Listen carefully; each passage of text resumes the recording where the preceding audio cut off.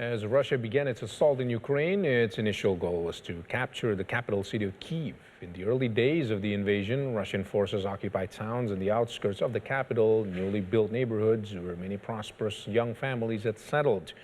One of the communities most devastated was Irpin, 20 kilometers outside the capital. VOA's Anna Chernikova reports from Irpin. For residents of Irpin, like elsewhere in Ukraine, it was clear that life would never be the same after February 24th. When Russian forces rolled into their country, many residents stood up to fight. The invaders retreated only after a long and bloody battle.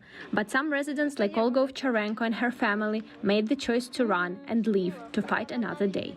With Russian troops just a kilometer away and missiles landing a few meters from her home, Olga, her husband and daughter packed a few belongings and with their pets left.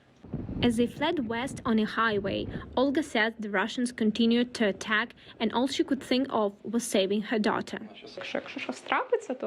We said to her, if something happens, you just get out of the car, crawl out. Don't look at me and Dad. We are adults, we can handle ourselves. You also don't look at the animals, we can handle them too. You climb out of the car, look for people in Ukrainian uniforms or people with children to help you. On that day, they were sure that it would be a one-way trip. We thought there would be nothing to come back to. Olga's mother, Maria Bovanko, had to be convinced to flee. I never thought people could be so inhuman. I thought it would not continue, that they would go away. In time, they decided to stop running away. They came back to a home that was devastated. The Russian assault spared nothing. The neighborhood in Bucha was the scene of a massacre, so far one of the conflict's worst atrocities. This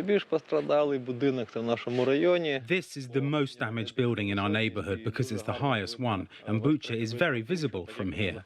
And since the Russians came from Bucha, there was an observation post of the Ukrainian forces. I counted at least 23 artillery hits on the front side. Months later, the buildings are still in ruins, but the biggest tragedy in Irpin is the broken lives and lives lost. There were mass graves here in the square. 19 people were buried. They were our neighbors. People here have no idea when peace will return. What is certain is that life will never be the same. But to people like Olga Ovcharenko, who chose to come back, living to see another day gives them hope that one day they will rebuild their homes and their lives.